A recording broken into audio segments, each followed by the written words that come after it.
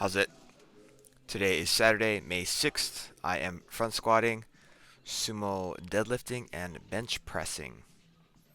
It's almost virtually the same as last week. It is a little bit heavier. That's how progressive overload works.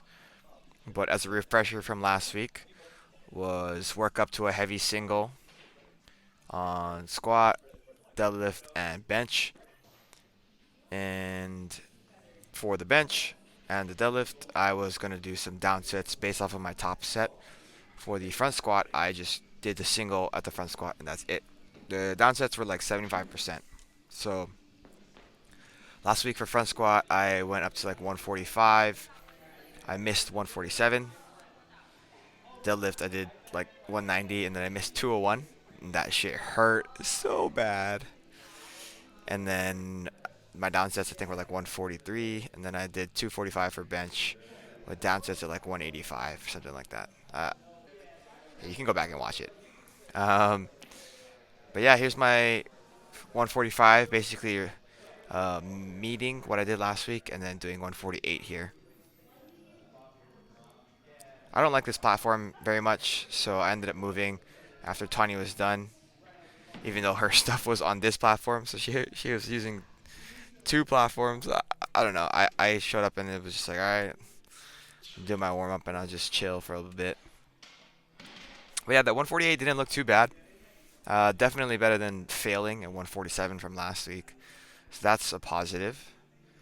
I would like to be able to front squat 155, 160-ish comfortably and be feel strong with it.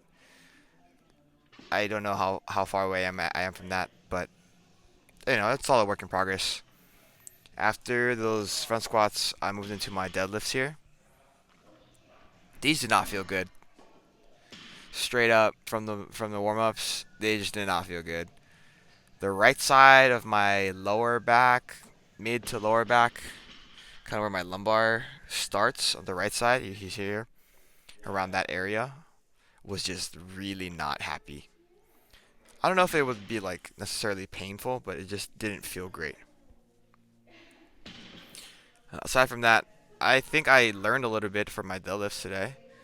This set at 120 was one of the better sets at 120 I've done. It felt like I was able to kind of lock my arms in the spot that I wanted them to, and I try my best to emulate that for the sets following. But as you'll see, it did not work very well.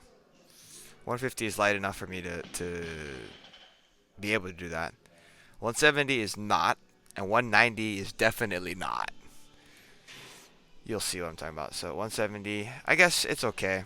I'm basically trying to um, internally rotate my shoulder, but pack my lats down a little bit more than normal. Here's 190. Ooh, look at that. That's definitely not good. I am hurting here a little bit on that back, and I'm complaining aloud to Keith. But I still go to 195. So 190 again was what I did last week, and this 195 felt a lot better. And that was what Steve had me try to do. And I'm complaining to Keith again. I'm like, that was hard, but I did it, and yeah, down sets 75% of 195 is like 146 ish. I think I rounded it down. These are super easy for 3 threes. It's important to know for my sanity, with my deadlifts especially, that I'm so used to pulling off of the ground with speed because I'm a weightlifter that it's okay. Oh, here. So you can see my shoulders here, a little bit more internally rotated, and almost like I'm pulling my shoulder blade outward, kind of like I'm like setting up for a snatch or a clean, right? That's the whole goal for the deadlifts. But yeah, going back to what I was saying is that if I wait, what was I saying? Oh yeah. So to just keep my sanity, I need to remind myself that pulling off of the ground slowly is normal for a deadlift, right? Because I pull off the ground with speed. I don't mean me specifically. I don't pull off the ground with a lot of speed, but it's a lot more than a deadlift at 90% would feel. And if I am able to mentally wrestle with that and overcome that slow pull, then oftentimes my positioning is okay enough for it to work. And such is the case with that 195. After that, I moved into my bench presses here. Last week I did 245 because I was running out of time. I probably could have done 255 last week, but today I am doing 255, and it honestly was a lot easier than I expected it to be. I I don't know. My hips do come off the bench a little bit, but as far as it goes, a pause rep at 255 is pretty good for me. And I think this is a clean pause aside from my hips coming off the bench. You'll see. Yeah. Aside from that, I think I was legitimately thinking once Keita helped me unrack that, I was just like, bro, there's no way I'm gonna do this rep. On the way down, I was like, this is gonna get stuck. It's absolutely gonna get stuck. But it turned out okay. And then I did something kind of silly. Instead of doing 3 sets of 3 at 190, I did 1 set of 9 because I knew I could.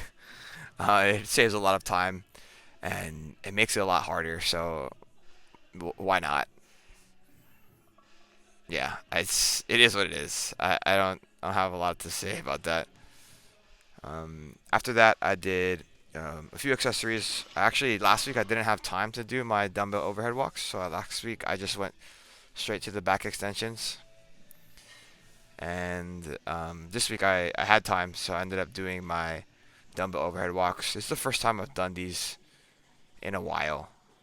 I'd love to keep these in my programming, but they do take a long time. And as far as it goes, usually the days that I would put them on would be a Wednesday.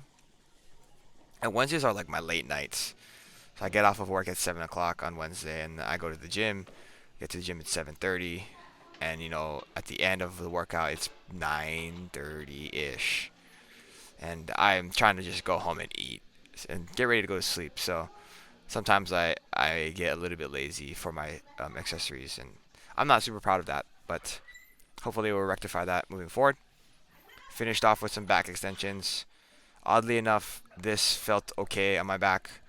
I think just kind of loading and dropping the weights, like that stark difference for the deadlift, was what kind of killed me. But yeah, that's it for today. Thank you for watching. Shoots.